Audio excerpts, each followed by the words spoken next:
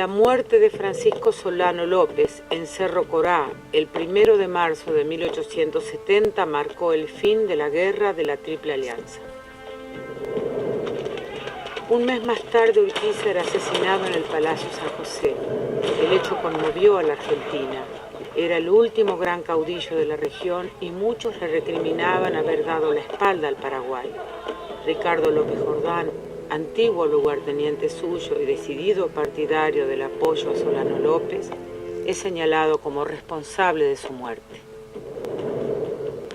Las heridas del conflicto aún permanecen abiertas, como las trincheras en los montes.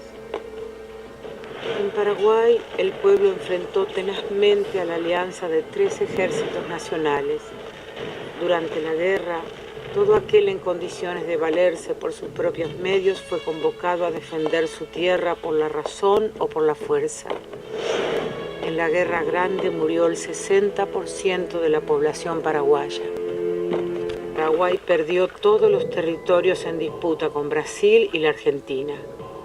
Las tierras productivas fueron privatizadas, principalmente a favor de brasileros y argentinos, convirtiéndose en un país totalmente dependiente.